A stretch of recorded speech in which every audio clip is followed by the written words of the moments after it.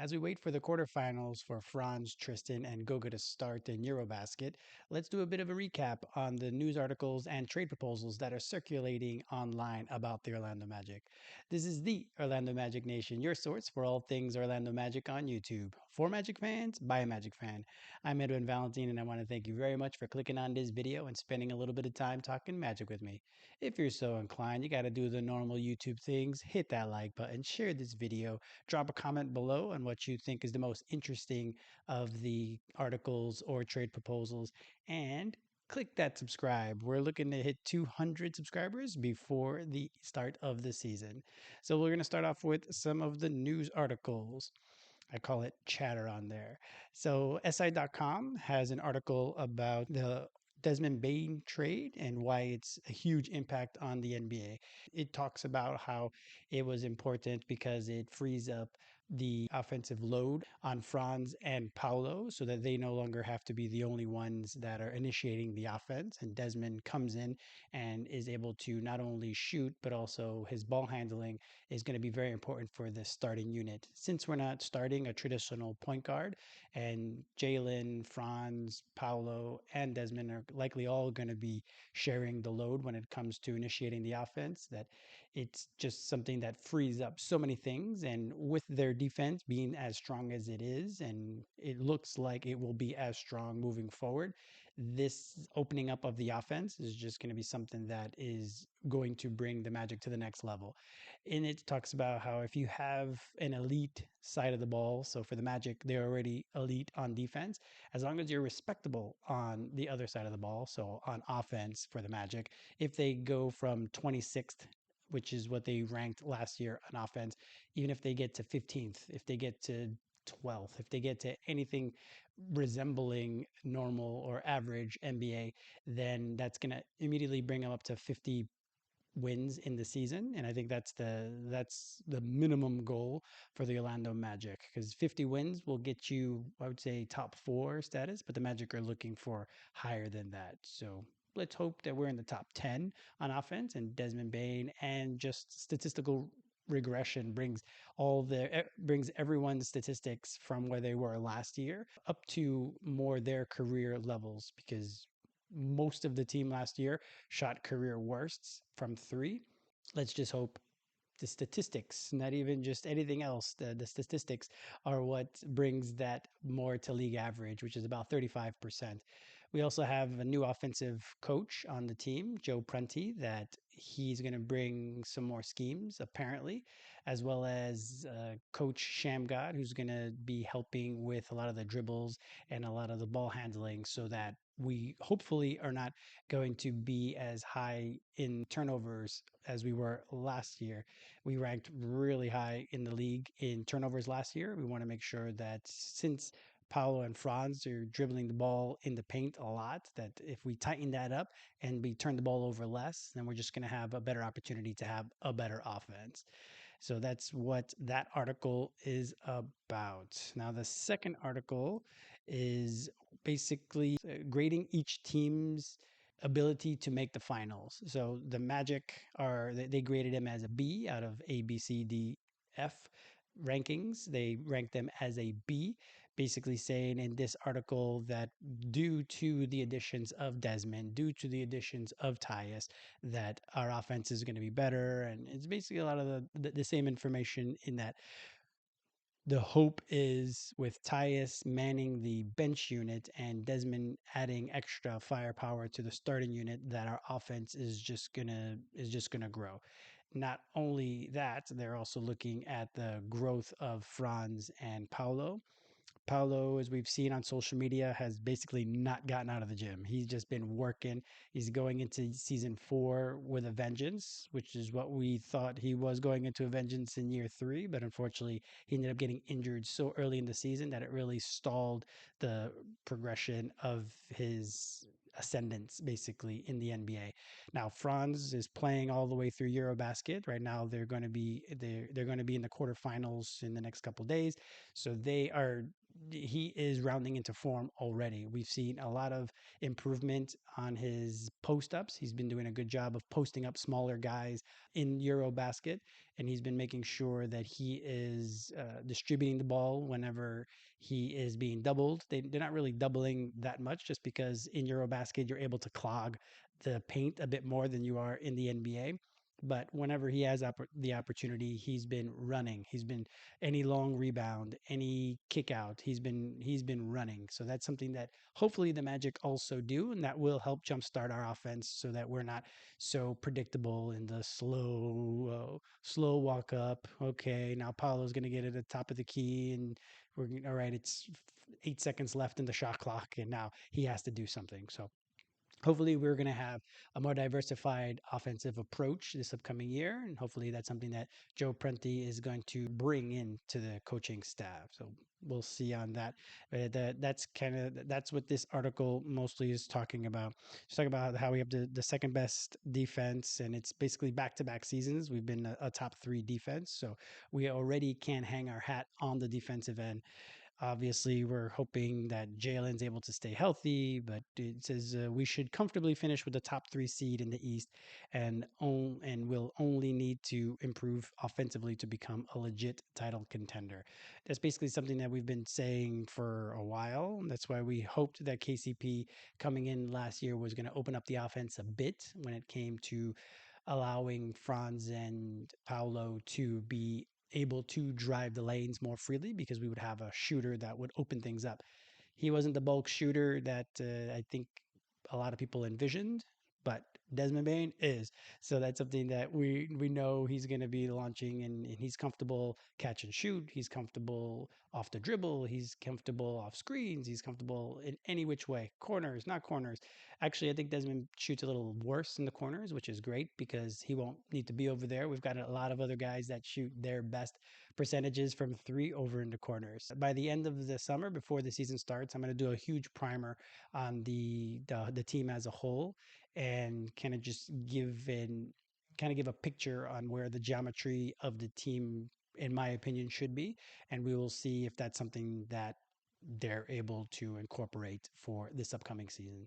So to recap, everyone thinks our offense is going to be better, which we all assume, adding the second biggest splash, according to one of the articles from ESPN, bringing in Desmond Bane and Tyus to the fold, as well as even the smaller things like drafting Jace. If all goes well, if we're not injured, and even if we're injured, we have a pretty good amount of depth in each role right now. So that's going to be very key for us because we have had a lot of our guys been injured in the past with Wendell's injury history, Jonathan Isaac's injury history, Jalen's injury history. Like we will have guys missing games. That's just the way it is.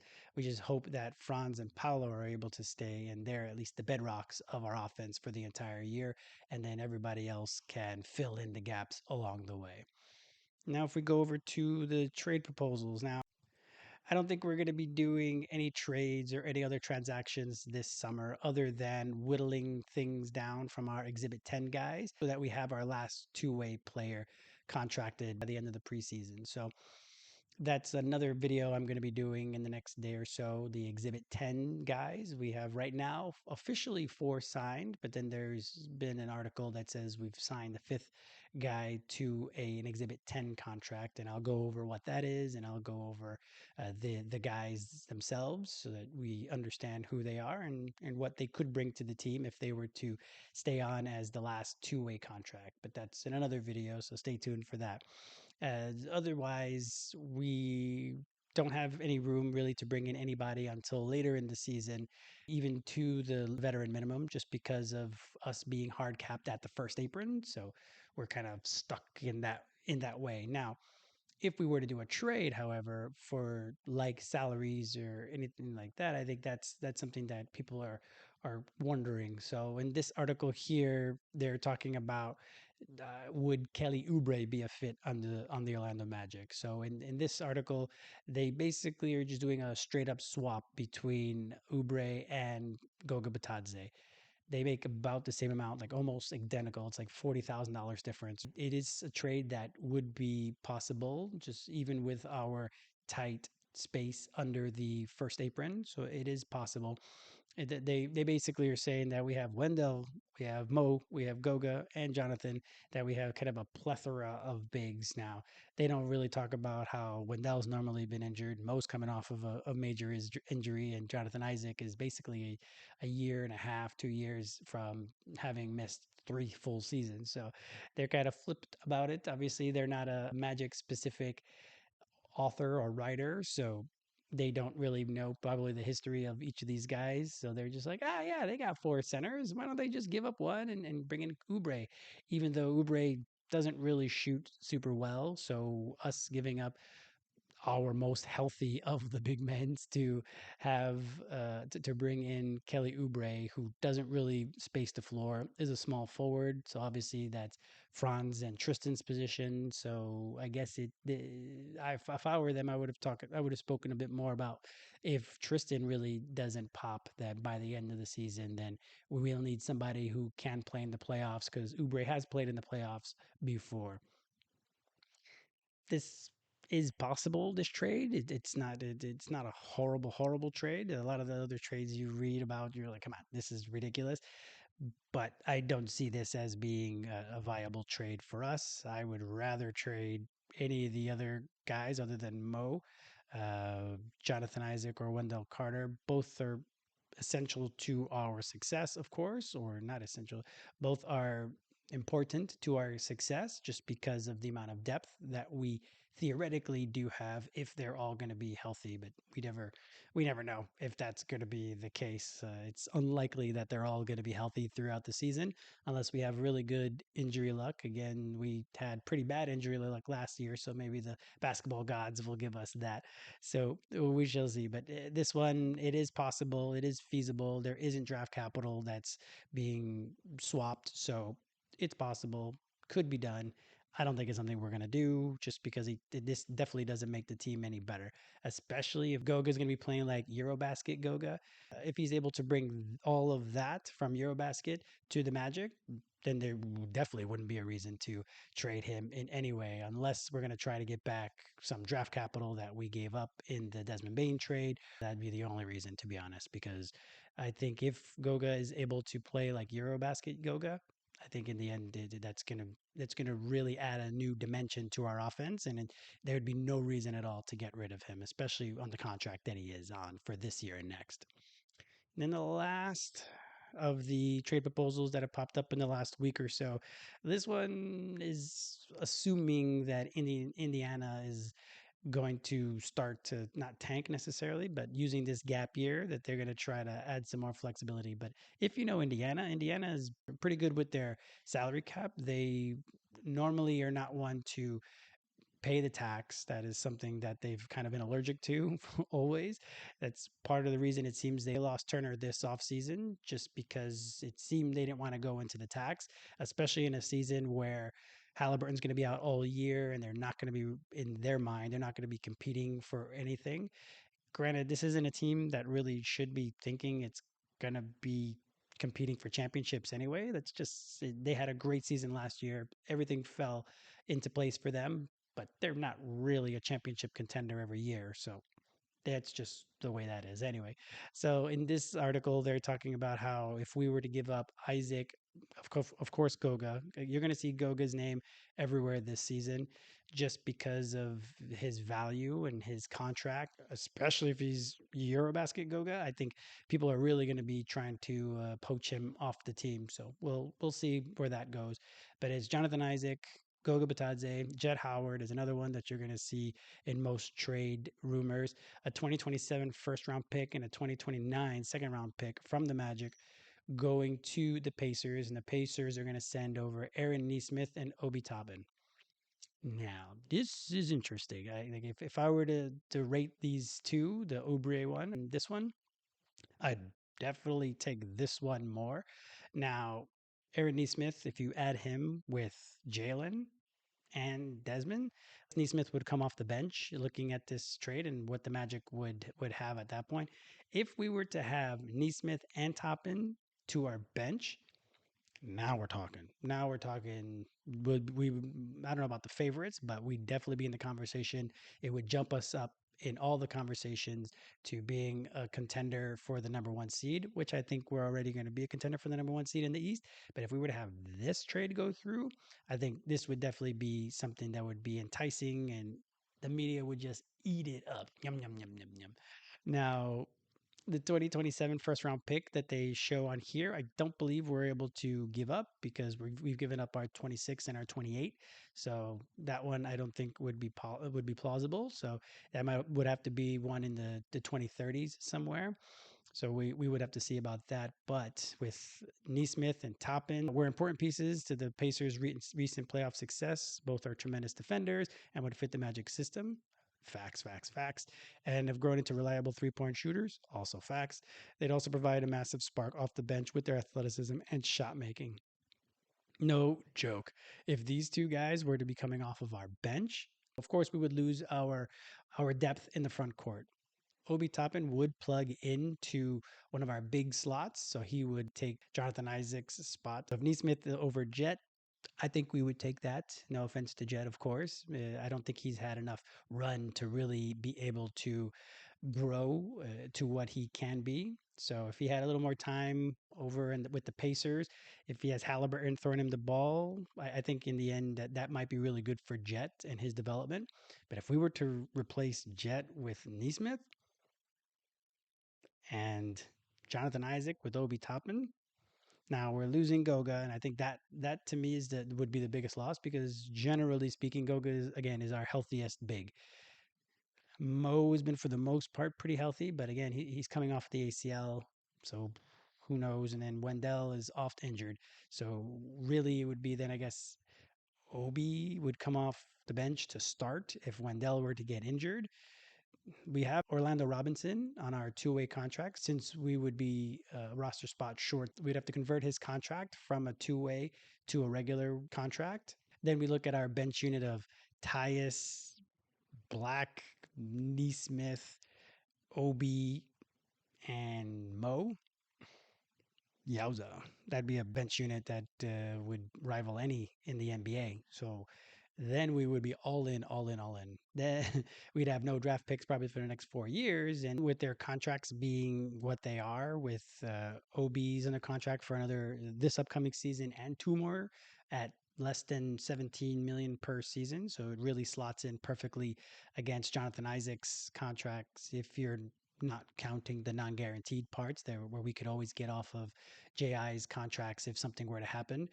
And then Neesmith is under contract for this season and next, and then he would be an unrestricted free agent. And especially next year, with us being as expensive as we are, if we already kind of lock in two more guys into that, we're going to be a second apron team next year unless we do something really drastic. But now at least we'd lock in these two guys, two more rotation spots, because really we only have rookies and high salary guys. We're doing the 2020s version of the salary cap manipulation. So these two guys in the mix, then the Magic would be, I would say, their chances would jump to being an NBA finalist, if not maybe winning the finals if all things go well. So this one I like. It sucks that we would lose Goga, but if we're going to add a piece this season, or if we're going to get under the tax, which is going to be very important for us because we're going to be a tax team the next few years, we probably should try not to be a tax team by the end of this year. So at some point this year, Goga or Wendell or JI are likely going to be traded. It's just the way it is. And this one, two of them are gone, plus Jet on top of that. So these are going to be the guys that are likely going to be trade candidates at the trade deadline. So it's something that we might as well get used to hearing those names being in trade rumors because that is just the reality that we're in now. For so long, we were kind of under the radar, but now the Orlando Magic name is going to be in people's mouths, especially when it comes time for disappointing teams because we come out of the gates 3-7, or oh look at this wonderful team if we come out 9-1. So we're definitely going to be in people's mouths this year because of the expectations being raised due to the Desmond Bane trade, and these type of trades are going to be something that we're going to hear a lot. So buckle up everybody, we're going to be hearing these kinds of things now. Tell me what you think. Do you think we should do either one of those trades? The Oubre trade for me is a not even a one for one. Like we would just be giving up on Goga for a defensive piece. He's not bad, obviously. Oubre, he's played in the playoffs as well. He's hasn't really advanced too often, but he's been pretty good. I'm not denigrating him in any way, but I would rather have Goga in that respects. But the other trade, I don't know why Indiana would do that trade unless they're literally trying to recoup as many assets as possible on this gap year, but the guys are on good contracts, so I really don't see why they would do this.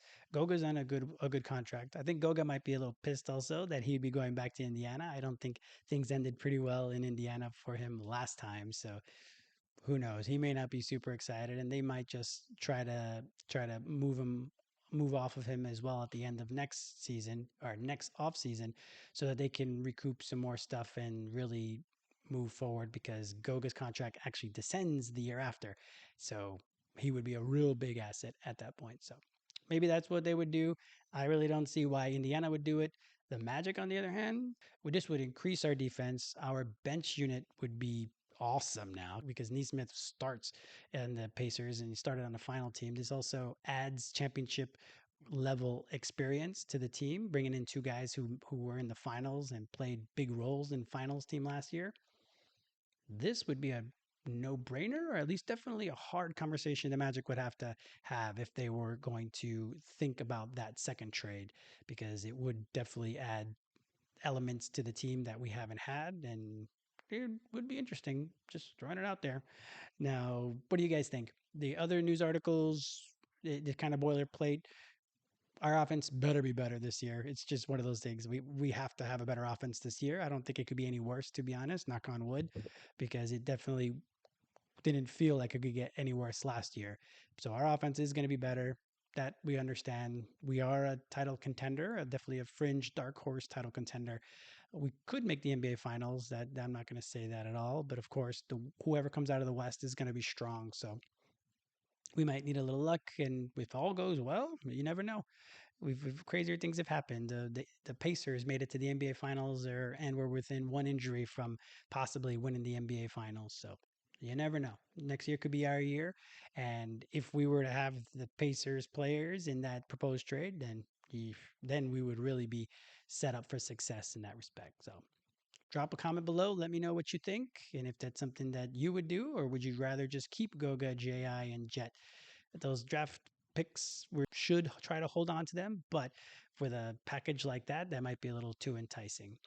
So again, do the normal YouTube things, hit that like button, drop a comment below, share this video, and subscribe so that we hit that 200 subscriber mark before the start of the season. I want to thank you very much for watching the video, and I hope you're having a great day.